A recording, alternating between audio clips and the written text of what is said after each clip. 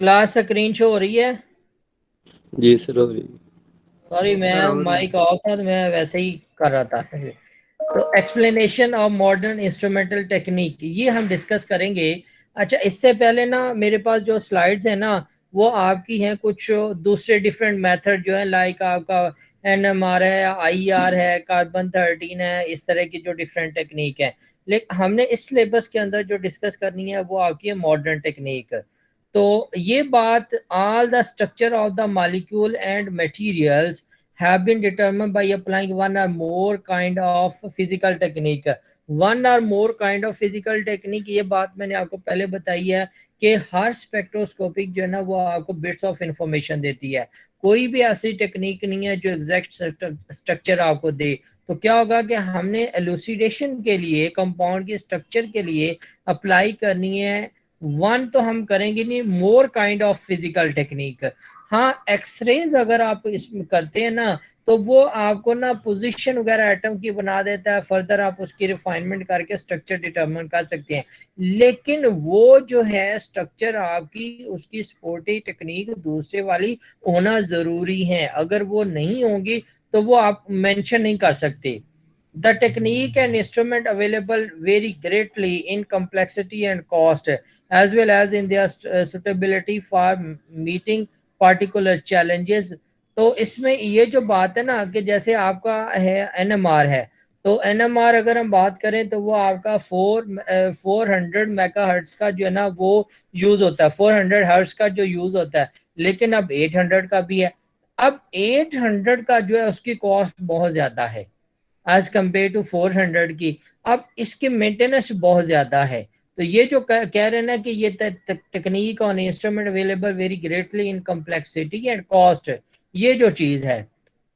उसके अलावा as well as in their suitability for meeting particular challenges. All the method produce data that help to determine a compound structure, its composition or its properties। जब आप उसकी structure determine करेंगे तो उसके बाद आपको उसकी कंपोजिशन का भी पता चल जाएगा कि उसके अंदर एटम्स कितने हैं, उसके अंदर किस एटम की कितनी कंपोजिशन है। जब आप स्ट्रक्चर डिटरमिन कर लेंगे तो उसकी प्रॉपर्टीज भी आप डिटरमिन कर लेंगे डिफरेंट टेक्निक अप्लाई करके। Many of the physical technique use in contemporary inorganic research rely on the interaction of electromagnetic radiation। ये बात हमने पहले ही कह ली है कि इंटरेक्शन ऑफ इलेक्ट्रोमैग्नेटिक रेडिएशन है with matter, and there is hardly a section of the electromagnetic spectrum that is not use. ठीक हो गया, हम तो बस उसमें स्मॉल फ्रैक्शन जो है ना वो यूज करेंगे इलेक्ट्रोमैग्नेटिक स्पेक्ट्रम का। In this course, we introduce the most important physical and spectroscopic techniques that are used to investigate the atomic and electronic structure of inorganic compound and study their reaction। कौन कौन सी आप आपके पास आ जाएंगी? हमने ये वाली करनी है इस सिलेबस के अंदर। तो डिफ्रैक्शन मेथड में आपका एक्सरे डिफ्रैक्शन है, पोडर है, सिंगल है, और उसके बाद आपका न्यूट्रॉन है। डुअल पोलराइजेशन इंटरफेरोमीटर है। एब्जॉर्प्शन स्पेक्ट्रोस्कोपी के अंदर यूवी है, आपका आईआर है, रैमन स्पेक्ट्रोस्कोपी है, application of IR and Ramon spectroscopy है। देन रेजोनेंस टेक्निक के अंदर एनएमआर है आपका, ये ईपीआर से ईपीआर, ठीक है, इलेक्ट्रॉन पैरामैग्नेटिक रेजोनेंस है, Mossbauer spectroscopy. Ionisation based technique के अंदर आपका photo electron spectroscopy, X-ray absorption spectroscopy, mass spectrometry. Chemical analysis के अंदर आपका एटॉमिक है, CHN है, माइक्रो एनालिसिस भी से कहते हैं, एक्सरे फ्लोरेसेंस एलिमेंटल एनालिसिस है, थर्मल, और उसके बाद आपका मैग्नेटोमीट्री और इलेक्ट्रोकेमिकल टेक्निक है। ठीक है, हमारा जो कंसर्न है वो आपका एक्सरे के साथ है। क्लियर है? अब एक्सरे क्रिस्टलोग्राफी क्या है, ये हमने पहला किया, आपका जो टॉपिक था स्ट्रक्चर डिटर्मिनेशन। अब हम एक्सरे क्रिस्टलोग्राफी की तरफ आते हैं। ये आपका है सिंगल क्रिस्टल एक्सरे डिफ्रैक्शन। अच्छा, इसमें जो आपका आपके पास आता है ना रिजल्ट है, जो लेआउट आता है उससे हम डिफ्रैक्टोग्राम कहते हैं। ये आप अगर डायग्राम देखें ना तो ये आपका ये सारा इसके अंदर ये केज बना हुआ है, इसके अंदर ये आपकी मशीन है, ये आपकी एक्सरे ट्यूब है, ये वाली जो है ये वाली ट्यूब है, यहाँ पे ये आपका कंपाउंड होता है ये वाला, और ये आगे डिटेक्टर इसके आगे लगा हुआ है, ये मूव करता रहता है। ये जो यहाँ पे आपको ये जो नजर आ रहा है ना, ये आपका यहाँ पे सिस्टम होता है। इसके ऊपर आपके ना स्पॉट नजर आ रहे होते हैं, डार्क ब्लैक, डार्क वो सॉरी ब्लैक वाइट डिफरेंट जगह पे ना स्पॉट नजर आते रहते हैं। और एंड पे आके पास वो जो ना एक HTML फाइल आ जाती है। ये आपका यहाँ पे जो इसके साथ ये चिलर सिस्टम है। और इसके अलावा इसके पीछे जो ना इसकी पावर सप्लाई का एक पूरा बैकअप होता है कि ये सिस्टम आपका सडन जो ना वो शट डाउन ना हो। ये इस तरह आपका जो यूनिट सेल है ना वो हमारे पास आ जाता है, इसकी मूवमेंट होती रहती है। ये भी आगे हम डिस्कस करते हैं। X-ray crystallography is a technique in crystallography in which the pattern produced by the diffraction of X-rays. ये जो बात कह रहे हैं ना कि pattern produce by the diffraction of X-rays, ये अगर आप देखें ना तो ये आपकी एक्सरेज जो है ना, ये एक्सरेज आ रही हैं ये वाली। यहाँ पे आपका ये जो ऑब्जेक्ट है, एक मिनट है रे, ये आपकी एक्सरेज आ रही हैं, ये आपका ऑब्जेक्ट है कोई भी, इसके ऊपर ये यहाँ पे पड़ती हैं और उसके बाद ये डिफ्रैक्ट होती हैं। यहाँ पे डिटेक्टर है वो इसको नोट करता है। क्लियर होगी बात, समझ आ गई?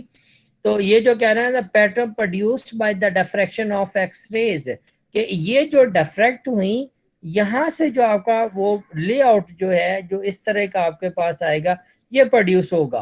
क्लियर है? डिफ्रैक्टोग्राम जो आपके पास आएगा, diffraction of x-rays through the closely spaced lattice of atom in a crystal।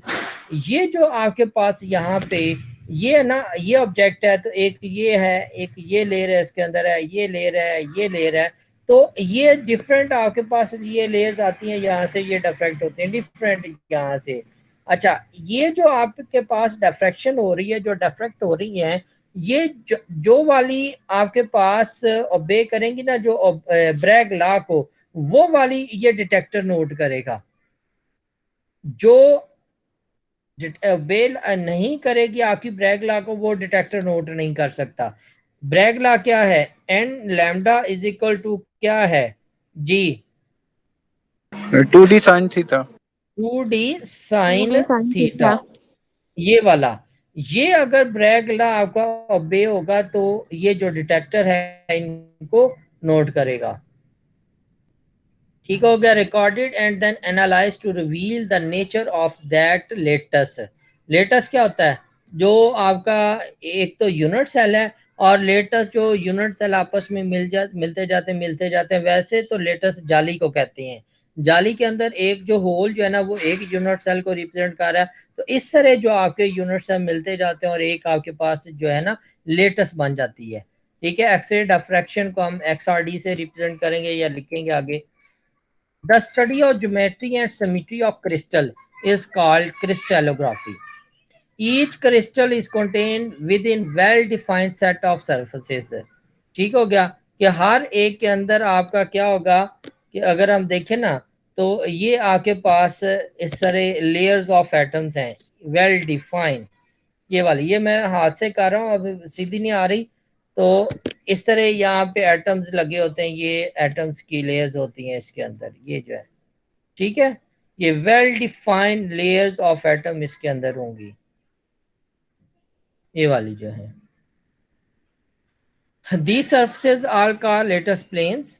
Each set of these planes consists of a large number of planes parallel to each other and separated by a fixed distance d। यानी कि इनके दरमियान में जो distance है वो d है। ये इक्वल डिस्टेंस के ऊपर हैं ये सारी के सारी जो है ना। ठीक हो गया? Interplanar distance are of the atomic dimension. The wavelength of X-rays are also of atomic dimension. ये इक्वल होगा तो डिफ्रैक्शन उसमें आएगा। This led Max von Leu to suggest that a crystal should act as a 3-dimension diffraction grating groove for X-rays।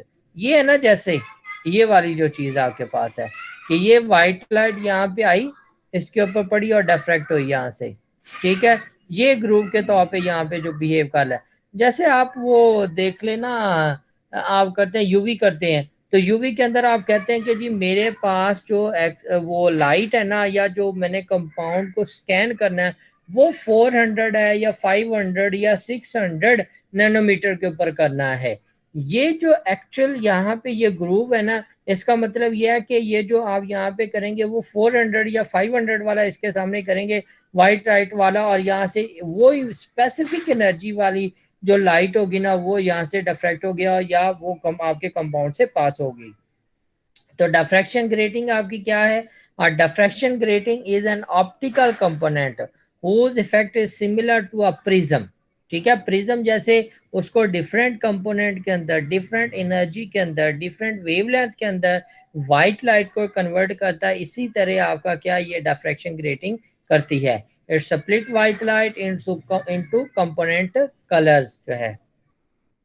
अब history of x ray crystallography, ये मैंने को नहीं करवानी, ये पहले आपने पढ़ लीजिएगा इसको कि आपकी एक्सरेज कहाँ कहाँ कैसे कैसे डिस्कवर रही। व्हाट इज एक्सरे डिफ्रैक्शन, ये मैंने आपको बता दिया है। ये देखें कि ये जो है ना आपकी ये लाइट आ रही है, लाइट कह रहा हूँ, एक्सरेज आ रही हैं। यहाँ पे आपके पास क्या है? एक्सरे ट्यूब है। ये आपकी एक्सरेज आ रही हैं, ये आपका सैंपल है, सिंगल क्रिस्टल है, यहाँ से वो डिफ्रैक्ट होंगी, और ये डिटेक्टर है। ये डिटेक्टर आपका ये यहाँ से यहाँ तक ये रोटेट करता रहता है, और वो वाली लाइट जो आपकी ब्रैक लॉ को बे कर रही होती है डिफ्रैक्शन के बाद या डिफ्रैक्शन से, उसको ये नोट कर लेता है। क्लियर हो गया? तो only method to directly determine the structure of crystalline molecule. X-ray beam strike on crystalline material. Diffracted rays spread in various diffraction. Clear हो गया? From the intensity and angle of the diffracted beam, three-dimension electron density of the molecule present in the crystal is constructed.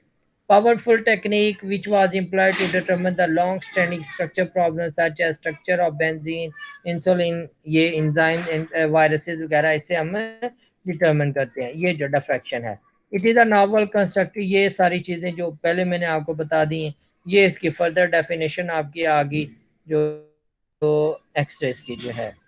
The X-ray diffraction pattern of a pure substance is therefore like a fingerprint of the substance. अच्छा, X-rays का जो diffraction pattern होता है ना, X-rays का हो like आपका powder x ray का है या सिंगल क्रिस्टल का है, ये जब आप करते हैं तो जो आपके पास एक फाइल होती है, रिफाइनमेंट के बाद आती है ना, उसको एक ना आपका बैंक बना हुआ है, जैसे सीडीसी मेरे ख्याल है, तो उसमें डिपॉजिट करवाया जाता है। जब आपकी रिफाइनमेंट हो जाती है, सब कुछ हो जाता है, तो वो आपको ना एक नंबर दे देते हैं। ठीक हो गया? और वो नंबर आप पेपर में या कहीं भी मेंशन कर देते हैं कि मेरे किस क्रिस्टल का ये पेपर नंबर है। तो अब उससे कोई भी, मैं अगर कुछ अर्से के बाद जब इंस्ट्रूमेंट सप्लाई करने वाले होते हैं ना, वो आफ्टर 6 मंथ या 1 ईयर आते हैं, तो आपकी जो इंस्ट्रूमेंट की लाइब्रेरी जो है ना, उसको अपडेट कर देते हैं। तो जितने कंपाउंड वहाँ पे डिपॉजिट होते हैं आपकी उस लाइब्रेरी के अंदर, वहाँ से वो डाटा उठा के उनके पास वो सारी एक्सेस होती है, तो आपकी लाइब्रेरी को वो अपडेट कर देते हैं। अब आपने किसी भी कंपाउंड का जब एक्सरे किया और उसके बाद आप कहते हैं कि इसको लाइब्रेरी के साथ मैच करो, तो वो मैच करता है उससे, या तो वो एग्जैक्ट बता देता कि ये वाला कंपाउंड है, या उससे मिलता जुलता बता देता है। तो मतलब कि जो आपका किसी भी कंपाउंड का डिफ्रैक्टोग्राम है, वो उसका फिंगरप्रिंट है। जैसे आपके हाथ के ऊपर जो प्रिंट है ना, ये किसी के साथ नहीं मिलते, इसी तरह आपका जो कंपाउंड है उसका डिफ्रैक्टोग्राम जो है वो किसी और के साथ नहीं मिलेगा। तो इसलिए इसे कहते हैं कि ये इसका फिंगरप्रिंट है। It is based on the scattering of X-ray by crystal. Different radiation source of neutron or electron can also be used in diffraction experiment.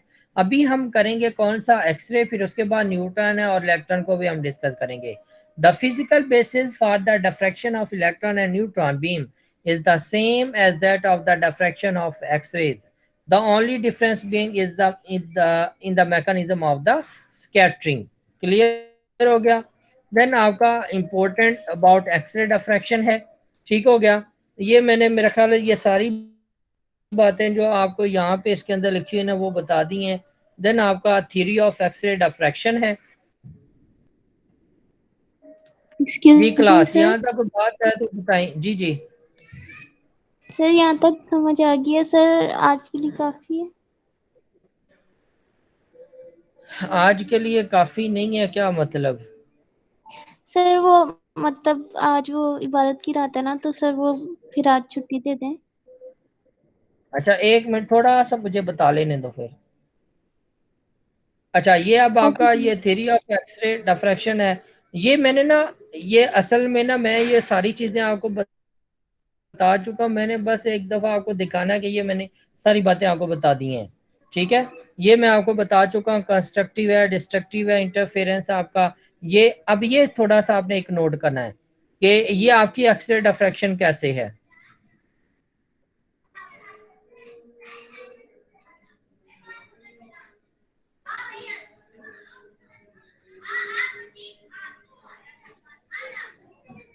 ये फर्स्ट स्टेप, ये सेकंड स्टेप है। यहाँ पे डिफ्रैक्शन नहीं हुई, एंगल चेंज करेंगे तो जब वो सेम एंगल पे आपका होगा तो ये इसको नोट करेगा। क्लियर हो गया? बात समझ आ गई? अच्छा इसको हम आगे देखते हैं। ये आप यहाँ पे देखें तो ये X-ray hitting the material wavelength are lined up. ये जो आपका ये जो लेयर्स ऑफ एटम्स हैं यहाँ पे, तो ये एक्सरे आई इसके साथ आई, ये एक्सरे यहाँ पे है, ये एंगल है। अब ये इसके दरमियान में डिस्टेंस आपका है एटम इन अ क्रिस्टल। ये जो एटम्स हैं यहाँ पे अब आप देखें तो ये आपकी डिफ्रैक्शन हो रही है यहाँ से। ठीक हो गया? लेकिन एंगल यहाँ पे कुछ और, ये कुछ और है आपका। Detect at some angle. ठीक है एट सम एंगल ये यहाँ पे आई और ये डिफ्रैक्ट होगी। ये लाइन अप नहीं हो रही। ठीक हो गया? इसको अब हम कैसे करेंगे? Change the angle theta of the X-rays. Angle आप जब चेंज करेंगे तो क्या होगा? ये पहले वाला है ना, तो अब आपने चेंज करना है। ये देखें ये चेंज हो गया यहाँ पे। यानी कि जो आपका यहाँ पे एक्सरे का सोर्स है या एक्सरे ट्यूब है वो उसका आप एंगल चेंज कर दें। जब एंगल चेंज करेंगे तो अब ये देखिएगा कि यहाँ से जो आपकी एक्सेस डिफ्रैक्ट होंगी वो क्या होगी? लाइन अप होगी। लाइन अप होगी मीन के इन्होंने अब क्या किया कि यहाँ पे जो है ना वो ब्रैग लॉ को फॉलो किया और ये डिटेक्टर ने इसको नोट कर लिया। नोट करेगा तो इंटरफेरेंस इन दीज वेव्स जो है आपके पास हो गया, या ये जो है डिटेक्टर इसको नोट करेगा और डिफ्रैक्टोग्राम के ऊपर ये मार्क कर देगा। क्लियर है? अब ये जो चीज है यहाँ पे कि ये आपका एक ये जो चीज मैंने आपको पहले दिखाई है ना, ये आपका क्या है? यहाँ इतना सा पार्ट है किसी भी कंपाउंड का। ठीक हो गया? ये यहाँ पे जो रखा हुआ है कोई भी सबस्ट्रेट है तो इसका इतना सा पार्ट जो उसको मैग्नीफाई करके दिखाया गया है कि ये आपके उसके अंदर लेयर्स हैं किसकी? एटम्स की। डिफ्रैक्शन डिफ्रैक्टिंग क्रिस्टलाइट ये जो है। अच्छा क्रिस्टलाइट क्या होती हैं? जी क्रिस्टलाइट क्या है? क्रिस्टल तो हम कहते हैं ना कि जो जैसे यूनिट आपका वो एक उसके अंदर अल्फा बीटा गामा एक डिफाइन होता है, तो जी सर। क्रिस्टलाइट क्या होती है? जी सर ये ना जो अमॉर्फस सॉलिड्स है ना उनमें भी समटाइम अरेंजमेंट होती है लोकलाइज्ड एरिया में, तो लाइक क्रिस्टलाइट है। 4 to 5 या 6 जो है ना इतने आपके जो है ना वो ग्रेन्स जो हैं उनके अंदर आपके यूनिट सेल जो है ना वो एक ऑर्डरली अरेंजमेंट के अंदर आ जाते हैं। उस जगह को हम क्या कहते हैं कि वो क्रिस्टलाइट है। ठीक हो गया? तो ये आपकी एक्सरे ट्यूब है, ये इंसिडेंट एक्सरे यहाँ पे आ रही है, ये सबस्ट्रेट आपका है। ठीक हो गया? तो ये जो यहाँ से डिफ्रैक्ट हुई और इनको आगे से ये क्या हो गया? डिटेक्टर ने नोट कर लिया। ये इतना सा पार्ट जो है ना ये आपका मैग्नीफाई करके दिखाया गया कि ये आपकी डिफ्रैक्टिंग क्रिस्टलाइट है। ये एटॉमिक स्पेसेस जो जिनको एटॉमिक प्लेन्स हैं और इनके दरमियान ये जो डिस्टेंस आपका डी है इन दोनों के दरमियान, ये यहाँ से लेके यहाँ तक आपका जो एंगल होगा वो 2 थीटा है। तो ये डिफ्रैक्शन होगी और यहाँ से डिटेक्टर इनको क्या कर रहा है? नोट कर रहा है। ये वही सारी बात है जो मैंने आपको अभी बताई है। एडवांटेजेस आपके क्या हैं इस मेथड के? Diffraction method are non destructive है in the sense that the sample remain unchanged and may be analysed further by using a diffraction different technique. X-ray diffraction is a staple tool for material identification in material sciences. ये जो मैंने आपको कहा कि उसको वो submit कर देते हैं। क्लियर हो गया? It is commonly used to determine the phase assemblage of crystalline material For material like silica, a number of polymorph exist, including quartz, crystallite, tridymite, with XRD being able to distinguish their presence based on the different crystal structure despite their common chemical composition. कि इनके अंदर chemical composition same है लेकिन crystal का थोड़ा सा difference है इसके अंदर। ये अभी हमने पूरा एक वो इसके एग्जांपल करनी है उसका डिफ्रैक्टोग्राम लेके। ठीक है, व्हाट इज डिफ्रैक्शन, वो मैंने आपको बता दिया कि ये जो स्कैटरिंग है ये फिर एक दूसरे के ऊपर क्रस्ट ऑफ आएंगे तो ये इनहांस हो जाएगा इफेक्ट, तो ये डिफ्रैक्शन होगा आपका। क्लियर हो गया। और अगर स्कैटरिंग है आपकी जो पोडर एक्सरे के अंदर होती है तो उसमें आपके पास इस तरह ये डिबेशर रिंग आपके पास आ जाते हैं, तो ये डिफ्रैक्शन है, ये आपकी स्कैटरिंग है।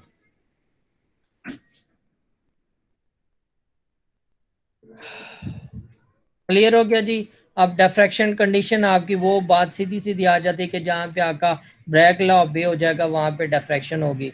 मोनोक्रोमेटिक एक्सरेज क्या होती हैं, ठीक है, monochromatic X-rays mean X-ray of a single wavelength such as those generated by a copper anode. Clear है। देन आपका आगे आ गया डिपेंडेंस ऑफ एक्सरेज जो है। देन उसके बाद ये आपके आ गया डिफ्रैक्शन मेथड। ये मैंने आपको जो पहले डिस्कस किया, there are 3 main diffraction technique. X-ray है, उसके अंदर पाउडर आपका आ गया, सिंगल क्रिस्टल आ गया। पाउडर के अंदर in which the material being study are in the polycrystalline form, और सिंगल के अंदर आपका क्या होगा कि एक सिंगल क्रिस्टल की फॉर्म के अंदर होगा। In which the sample is a single crystal of dimension of several tens of micrometers or larger. Then उसके बाद इलेक्ट्रॉन डिफ्रैक्शन है और न्यूट्रॉन डिफ्रैक्शन है। इनके डिफ्रैक्शन के अंदर आपकी एक्सरे है, न्यूट्रॉन है और इलेक्ट्रॉन डिफ्रैक्शन। एक्सरे के अंदर आपका XRD है और पाउडर है और सिंगल क्रिस्टल आ जाता है। ठीक है, वेवलेंथ है, फ्रीक्वेंसी ये हम आगे डिस्कस कर चुके हैं, ये आपका क्रस्ट्रफ ये हम कर चुके हैं। ठीक है, चलें जी, यहाँ तक फिर आपका जो आज एंड करते हैं इसको।